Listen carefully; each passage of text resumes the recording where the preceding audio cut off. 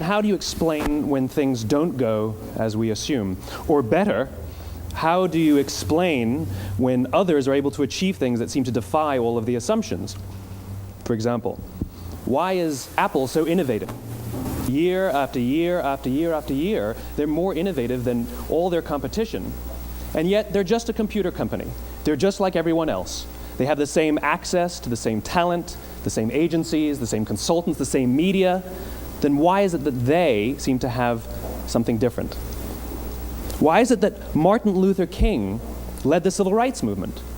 He wasn't the only man who suffered in a pre-civil rights America, and he certainly wasn't the only great orator of the day. Why him? And why is it that the Wright brothers were able to figure out controlled powered manned flight when there were certainly other teams who were better qualified, better funded, and they didn't achieve powered manned flight, and the Wright brothers beat them to it? There's something else at play here. About 3.5 years ago, I made a discovery, and this discovery profoundly changed my view on how I thought the world worked, and it even profoundly changed the way in which I operate in it.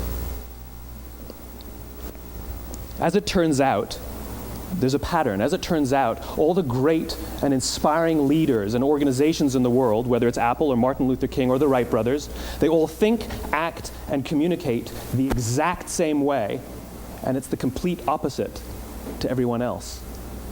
All I did was codify it. And it's probably the world's simplest idea. I call it the golden circle.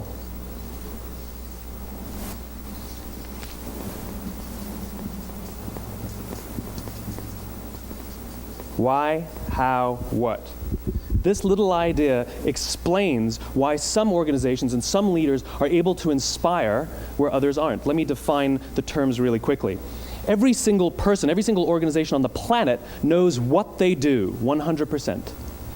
Some know how they do it, whether you call it your differentiating value proposition or your proprietary process or your USP. But very, very few people or organizations know why they do what they do. And by why, I don't mean to make a profit. That's a result. It's always a result. By why, I mean what's your purpose? What's your cause? What's your belief? Why does your organization exist? Why do you get out of bed in the morning? And why should anyone care? Well, as a result, the way we think, the way we act, the way we communicate is from the outside in. It's obvious. We go from the clearest thing to the fuzziest thing. But the inspired leaders and the inspired organizations, regardless of their size, regardless of their industry, all think, act, and communicate from the inside out. Let me give you an example. I use Apple because they're easy to understand and everybody gets it. If Apple were like everyone else, a marketing message from them might sound like this: we make great computers. They're beautifully designed, simple to use, and user-friendly. Want to buy one? Meh. And that's how most of us communicate. That's how most marketing is done, that's how most sales is done, and that's how most of us communicate interpersonally. We say what we do, we say how we're different or how we're better, and we expect some sort of behavior, a purchase, a vote, something like that. Here's our new law firm.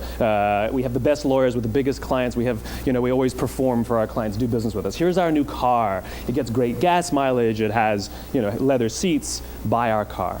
But it's uninspiring. Here's how Apple actually communicates.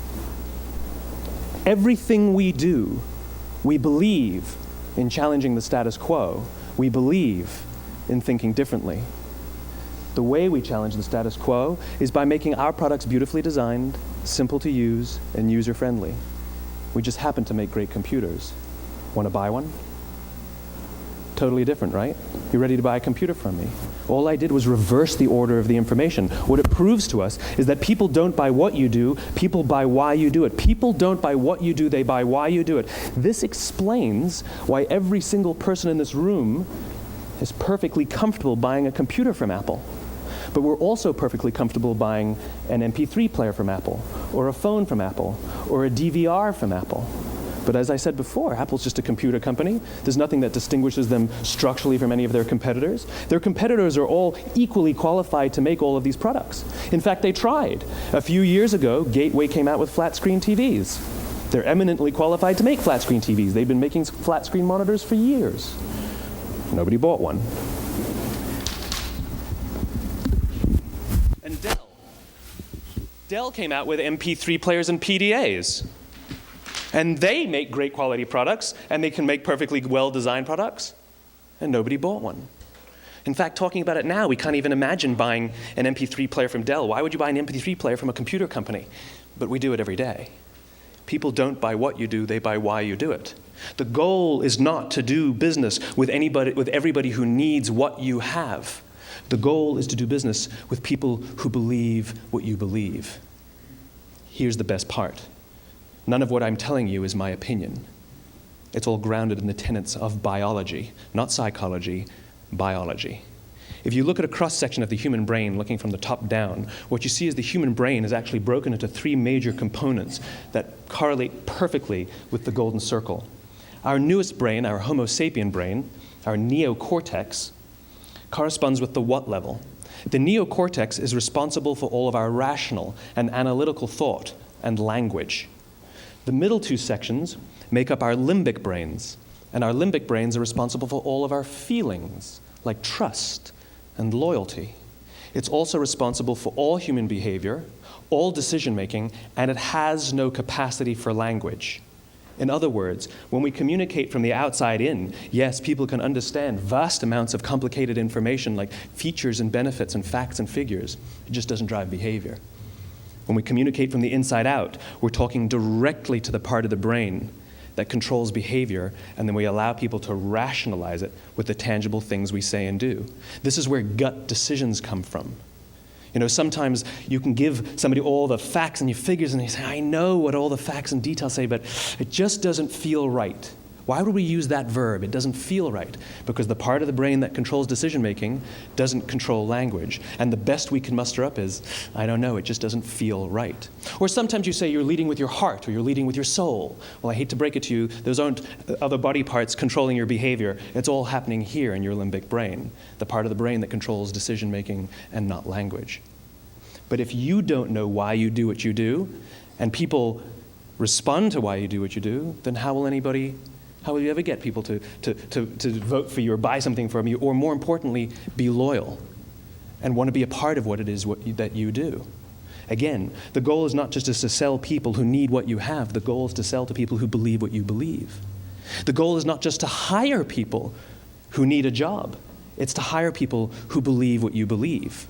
I always say that, you know, there's if you hire people just because they can do a job, they'll work for your money. But if you hire people who believe what you believe, they work for you with blood and sweat and tears. And nowhere else is there a better example of this than with the Wright brothers. Most people don't know about Samuel Pierpont Langley. And back in the early 20th century, the pursuit of powered man flight was like the dot-com of the day. Everybody was trying it.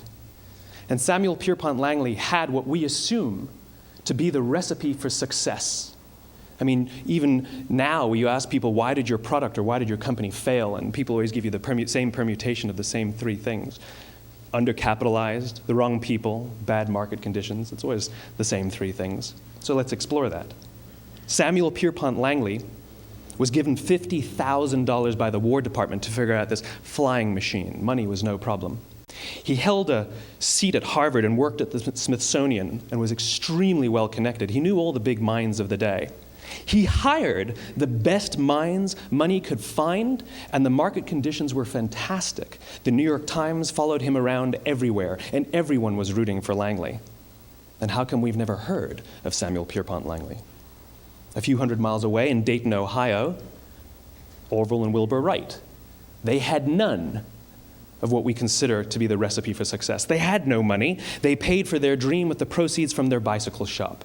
Not a single person on the Wright brothers' team had a college education, not even Orville or Wilbur. And the New York Times followed them around nowhere. The difference was Orville and Wilbur were driven by a cause, by a purpose, by a belief. They believed that if they could figure out this flying machine, it'll change the course of the world. Samuel Pierpont Langley was different. He wanted to be rich, and he wanted to be famous. He was in pursuit of the result. He was in pursuit of the riches. And lo and behold, look what happened. The people who believed in the Wright brothers' dream worked with them with blood and sweat and tears. The others just worked for the paycheck. And they tell stories of how every time the Wright brothers went out, they would have to take 5 sets of parts because that's how many times they would crash before they came in for supper. And eventually, on December 17th, 1903, the Wright brothers took flight. And no one was there to even experience it. We found out about it a few days later. And further proof that Langley was motivated by the wrong thing, the day the Wright brothers took flight, he quit. He could have said, "That's an amazing discovery, guys. Now we'll improve upon your technology." But he didn't. He wasn't first. He didn't get rich. He didn't get famous. So he quit. People don't buy what you do, they buy why you do it. And if you talk about what you believe, you will attract those who believe what you believe. Well, why is it important to attract those who believe what you believe? Something called the law of diffusion of innovation. And if you don't know the law, you definitely know the terminology. The first 2.5% of our population are our innovators. The next 13.5% of our population are our early adopters. The next 34% are your early majority, your late majority, and your laggards. The only reason these people buy touch-tone phones is because you can't buy rotary phones anymore. We all sit at various places at various times on the scale, but what the law of diffusion of innovation tells us is that if you want mass market success or mass market acceptance of an idea, you cannot have it until you achieve this tipping point between 15 and 18% market penetration, and then the system tips. And I love asking businesses, what's your conversion on new business? And they love to tell you, oh, it's about 10%, proudly. Well, you can trip over 10% of the customers. We all have about 10% who just get it. That's how we describe them, right? That's like that gut feeling, oh, they just get it. The problem is, how do you find the ones that just get it before you're doing business with them versus the ones who don't get it? So it's this here, this little gap, that you have to close, as Geoffrey Moore calls it, crossing the chasm. Because you see, the early majority will not try something until someone else has tried it first. And these guys, the innovators and the early adopters, they're comfortable making those gut decisions. They're more comfortable making those intuitive decisions that are driven by what they believe about the world and not just what product is available. These are the people who stood online for 6 hours to buy an iPhone when they first came out, when you could have just walked into the store the next week and bought one off the shelf. These are the people who spent $40,000 on flat screen TVs when they first came out, even though the technology was substandard. And by the way, they didn't do it because the technology was so great. They did it for themselves. It's because they wanted to be first. People don't buy what you do, they buy why you do it. And what you do simply proves what you believe. In fact, people will do the things that prove what they believe. The reason that person bought the iPhone in the first 6 hours, or stood in line for 6 hours, was because of what they believed about the world and how they wanted everybody to see them. They were first. People don't buy what you do, they buy why you do it. So let me give you a famous example, a famous failure and a famous success of the law of diffusion of innovation. First, the famous failure. It's a commercial example. As we said before a second ago, the recipe for success is money and the right people and the right marketing conditions, right? You should have success then. Look at TiVo. From the time TiVo came out about 8 or 9 years ago to this current day, they are the single highest quality product on the market. Hands down, there is no dispute. They were extremely well-funded. Market conditions were fantastic. I mean, we use TiVo as a verb. I TiVo stuff on my piece of junk Time Warner DVR all the time. But TiVo is a commercial failure. They've never made money. And when they went IPO, their stock was at about $30 or $40 and then plummeted, and it's never traded above 10. In fact, I don't think it's even traded above 6, except for a couple of little spikes.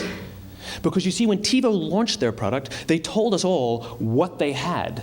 They said, we have a product that pauses live TV, skips commercials, rewinds live TV, and memorizes your viewing habits without you even asking. And the cynical majority said, we don't believe you, we don't need it, we don't like it, you're scaring us. What if they had said, if you're the kind of person who likes to have total control over every aspect of your life, boy, do we have a product for you. It pauses live TV, skips commercials, memorizes your viewing habits, etc., etc. People don't buy what you do, they buy why you do it, and what you do simply serves as the proof of what you believe. Now let me give you a successful example of the law of diffusion of innovation. In the summer of 1963, 250,000 people showed up on the Mall in Washington to hear Dr. King speak. They sent out no invitations, and there was no website to check the date.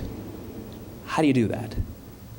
Well, Dr. King wasn't the only man in America who was a great orator. He wasn't the only man in America who suffered in a pre-civil rights America. In fact, some of his ideas were bad. But he had a gift. He didn't go around telling people what needed to change in America. He went around and told people what he believed. I believe, I believe, I believe, he told people. And people who believed what he believed took his cause and they made it their own, and they told people. And some of those people created structures to get the word out to even more people. And lo and behold, 250,000 people showed up on the right day, on the right time to hear him speak. How many of them showed up for him? 0. They showed up for themselves. It's what they believed about America that got them to travel on a bus for 8 hours to stand in the sun in Washington in the middle of August. It's what they believed, and it wasn't about black versus white. 25% of the audience was white. Dr. King believed that there are 2 types of laws in this world, those that are made by a higher authority and those that are made by man. And not until all the laws that are made by man are consistent with the laws that are made by the higher authority will we live in a just world. It just so happens that the civil rights movement was the perfect thing to help him bring his cause to life. We followed him not for him, but for ourselves. And by the way, he gave the I have a dream speech, not the I have a plan speech. Listen to politicians now with their comprehensive 12-point plans. They're not inspiring anybody. Because there are leaders and there are those who lead. Leaders hold a position of power or authority, but those who lead inspire us. Whether they're individuals or organizations, we follow those who lead not because we have to, but because we want to. We follow those who lead not for them, but for ourselves. And it's those who start with why that have the ability to inspire those around them or find others who inspire them. Thank you very much.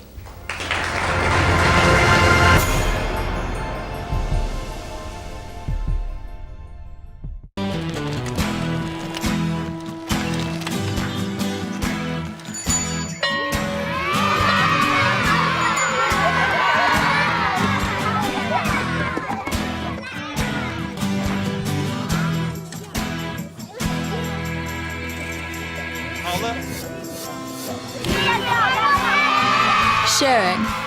That's video on the Human Network. Siska, welcome to the Human Network.